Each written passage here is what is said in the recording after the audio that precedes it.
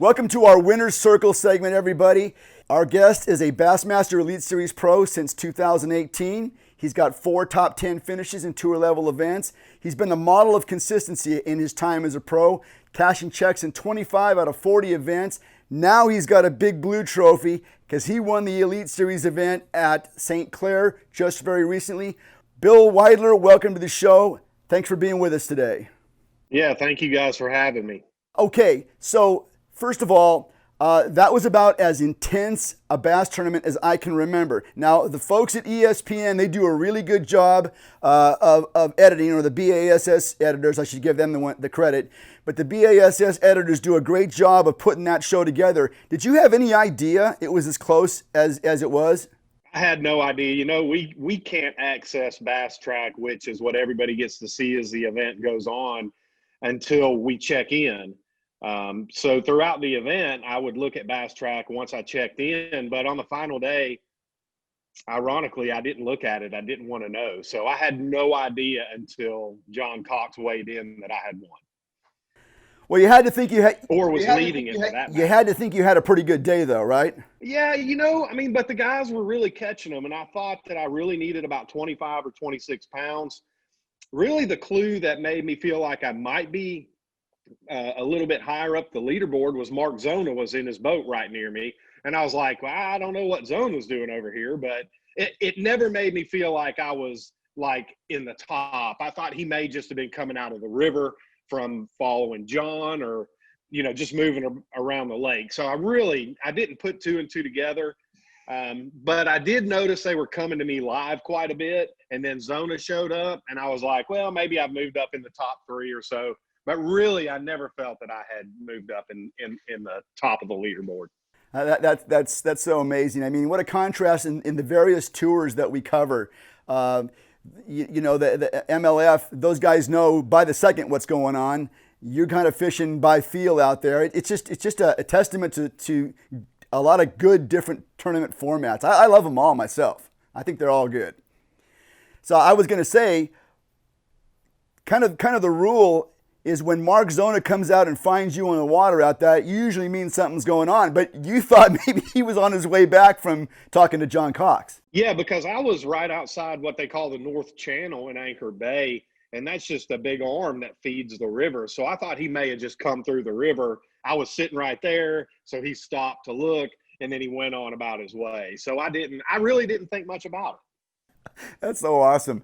Now, I noticed you fish with headphones. I've seen a couple of guys do this, but not too many people. So what I've been dying to know, what are you listening to? Are you listening to tunes? Are you listening to motivational speeches? What are you listening to? Well, I'll give you a quick rundown of what happened. I actually never fished with headphones at all. This was the first event that I put them in and listened to a song that I heard by Crowder. It was called Red Letters. It's just a song about the words that Jesus spoke while he was on earth. And it was very moving to me. I heard the song before I went to Detroit, and I just like listening to it. And ironically, every time I would play the song, I would start finding fish. And if I didn't play the song, I wouldn't find fish. A lot of people are believers, a lot aren't, man. But I had some crazy things happen that might make a man think about where he is with the big man upstairs. You know what? That's a great comment that you make. And you know, you sometimes you have those things that come to you, and who is any one of us to ignore that? You know? No, yeah. I mean, there were things that happened with that song playing, and just throughout the event that, you know, it was just unbelievable. And if everybody heard the story and watched it unfold, you know, they might look back at maybe being on the fence of being a believer or not, you know, and I give all the credit to the Lord for helping me through this event. You know, there were things that happened that as fishermen we don't do that I did in this event, and I was definitely guided. Outstanding. Now, one of the things I do when I put these kind of interviews together is I go back and I research and see how anglers have done. And so the first thing I did was when I was preparing for this is I went back to see how does Bill do in those northern swing lakes. And I started looking, I said, wow, this was a different thing for you because you have not had a lot of success up north. Were you dreading that on the way up, or were you excited? How'd you feel about it? Yeah, I wasn't ready to go up there at all. Actually, I told my wife, we have one more smallmouth event. We just have to make it through that, and I should be able to rally once we get down south. I didn't expect it. I had a phenomenal practice on day 2 where I stumbled across this area, and I was a little bit worried until things started unfolding, and then I thought to myself, I might be able to win this thing. Crazy enough, as I've had bottom finishes in every smallmouth event. We're talking with Bill Weidler. He is the elite champion, the BASS elite champion at Lake Sinclair.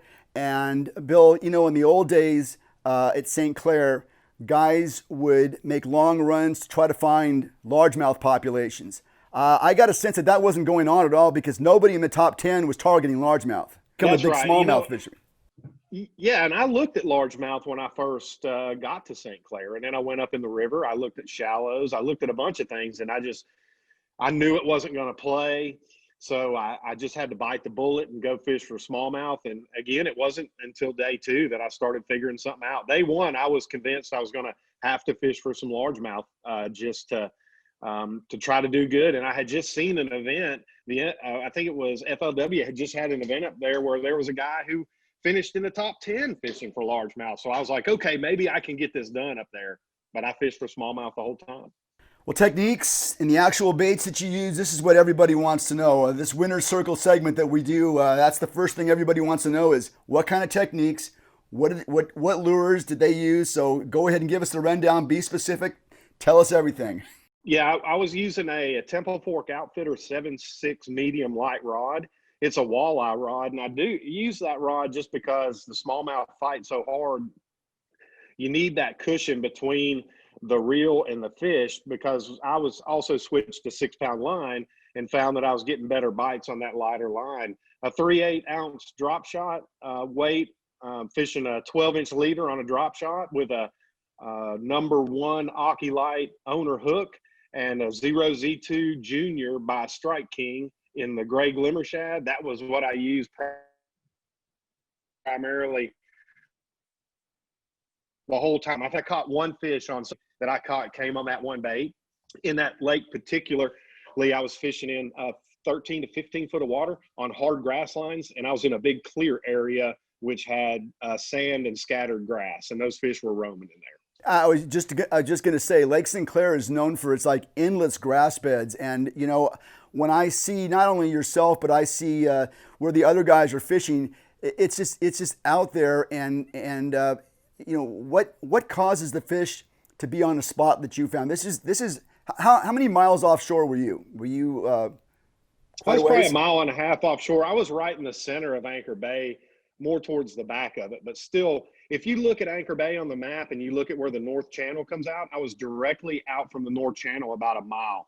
What was holding those fish there for me, the river was a little bit cooler than the lake, and that water had significant current coming into the lake through those channels. And in the area I found, it was full of bait fish. And so it was clear.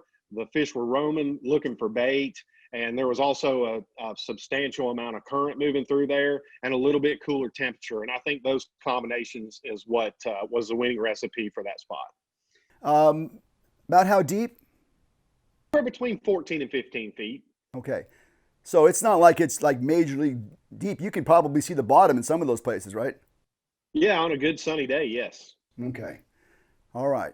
Well, now take us back through your thought process. Before you arrived at St. Clair, what kind of preparation did you do? Did you have a section of the lake you wanted to attack? I'm really curious about how a person finds a spot like this, like really in the middle of a big, let's face it, these are like oceans out there, these Great Lakes, they're gigantic. How do you find that spot, and what were you thinking about coming into it? Were you looking for offshore stuff to begin with? So I'm friends with Scott Canterbury, and he had fished up there quite a bit. So we had some discussions just about what to look for up there. So I had an idea of what I needed to look for, but I can tell you again, going back to what I said previously, the way I found this spot was just, it was unbelievable. I'm a cold natured guy. It was a cold morning. I put the boat in the water and I started running down the lake, and I was cold, and I just said, I'm going to stop and fish. I stopped, I put the wind to my back, and I just drifted for 400 yards, and I caught 26 pounds of smallmouth in about 2 hours. And I was like, okay, well, I may have found something. And those are some of the things I was saying that, I feel like I was led, because I literally just stopped the boat and I landed right on them. So, I didn't know what was around me until I got done fishing it. And then I started looking and I was like, golly, how do you just fall right in a spot that you can go win an elite event on, that you have done terrible in smallmouth? I mean, again, I give God the praise. So now in that spot, you fished all 4 days in that area. How big of an area was it? Probably 1,000 yards or more. And crazy enough, I fished there on day 1 and day 2, and late on day 2, I just couldn't find them. They weren't there. So I went to a secondary spot, and when I was coming back, I said a little prayer, and then God had me stop the boat about another 500 or 600 yards away from where all my waypoints were. And I was like, really? What? I mean, I ain't even fished over here. I don't even know what's out here. And I landed right on them, and that's where I finished the event out. Wow. Wow, that's that is a great story. That is a great story.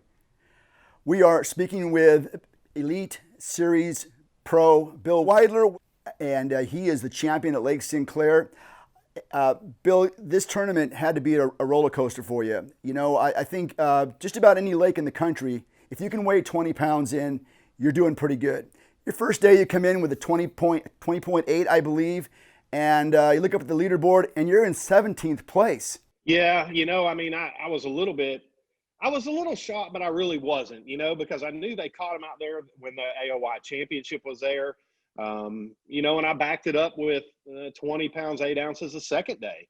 And, I just moved up a few spots and didn't know if I could make the top 10 or not, because I think I moved from 17th to 13th. Yeah, I mean, the second day you had an identical weight, another 20.8 pounds, and you moved up 4 spots. That's kind of, I mean, for me, that's kind of disheartening. I mean, I don't catch that many 20-pound bags, and if I was only going to move up 4 spots, but they were catching them really, really good. Well, it got you into the top 10. It got you, actually, you had to go 3 days to make the top 10, right? Yeah, so that got me in the top 40. Right. That's right. So I went out on day 3. And I actually started on the spot where I had stopped previously on day 2 in the middle of nowhere that was away from my waypoints. And I started there, and I actually put that 22.10 in the boat relatively quick, which moved me up. And, it's funny you say that, because you never know where you are. And I always call my wife when I check in, and I called her and I had 22.10. And her first words were, please tell me you have more weight than what you show. And I'm like, well, am I not going to make the cut with 2 pounds? But we made it in there. So Yeah, you certainly did. And then you actually saved the best for last. You weighed a little bit more that last day, about 3 ounces more, but you needed every one of them. I did, and I made a crucial call that was late in the day that put me over the top. I did have another real big one that I hooked up on right after that one. And I was a little bit disappointed that I didn't get that fish in at the time, because I thought that was the one that I needed. I think it was probably a 5.5 or 6 pounder. He just came off. And I just myself, well, I had a good event. I got a check, and now we get to go down south. And again, I never looked at Bass Track, so I never knew. Sometimes it's better not to know. When I watched you fish, I watch you fish because these days everybody can watch you fish. I mean, with YouTube and all the different media platforms that are there, it's so cool for the fan of bass fishing. We can see what you guys are doing. And I watch, and from my tournament experience, it's about making as many casts as you can make, hitting as many targets as you can during the course of the day. But I watched you, and I don't know how many casts you made that last day, but you were not making a lot of casts. You were looking and looking and looking before you make a cast. Is that accurate? Yes, that is accurate. Well, your hookup to catch ratio is going to be much better in a tournament like that. So just talk about that a little bit. You're watching the meter. You've got a I'm sure side angle meters and in front of the boat meters and so on. So you're just looking for fish and then casting at them. Is that right? That's right. That's right. I would use my electronics and I would find the fish and I would get in position to make a cast and cast to it. And 90% of the time I cast to them, I'd catch them. That's pretty amazing. And I tell you, I know that you're moving down south to a more comfort area for you in the next events. But that's the kind of thing you can take and do at any lake. I mean, largemouth bass will bite the same way. I'm guessing, right?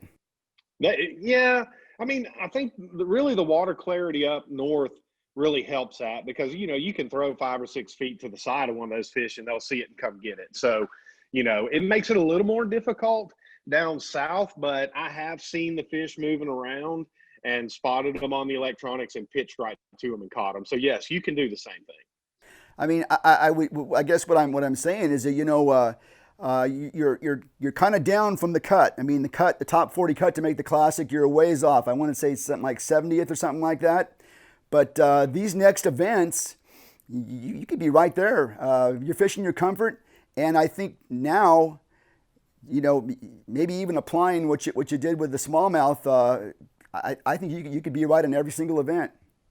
Yeah, I've already looked at it to make the classic, which is all of the anglers' goals and one that I've strive for. I need top 20s in the remaining events. We go to Gunnersville. I leave and start practice on Sunday, and that's basically a home lake for me. It's about an hour and 20 minutes north of me. I have a lot of experience on it. We do go to Santa Cooper. I've never been there, but again, we're getting into the fall where I tend to fish better than I do any time of year. And then we go to Chickamauga after that, where I won an FLW Costa Series up there, and I've had several good finishes up on that lake. And then we go back to Lake Fork, where it's going to set up really nice because it's mid-November and water temperatures should be cooling. So I'm very, very happy with the remainder of the schedule and looking forward to see if we can't make some magic happen. Well, Bill, you're a great champion, and we appreciate you coming on. What does the rest of 2020 look for you? You've given us your tournament schedule, but what is the future for you? Yeah, well, I mean, we're going to finish out this year, and then we're going to get ready to go next year. So a little bit of off time, being that the season is so late. I mean, I'm fishing an open here on Lay Lake, which is about 30 minutes away from us. That's really my home lake. That's the last one of the year, but that's mid-December. So once we get done with that one, we're right back on the road again, just because of the COVID. So, we got a lot of season left, ironically, for being this late in the year, but we just got to keep grinding it out and try to make the classic. That's my goal. Well, Bill, thanks for being with us today. You're a wealth of information, a great story. I've really enjoyed talking to you. Best of luck to you in the future. Great. Thank you so much. All right. Good luck to you, sir. All right. Thank you.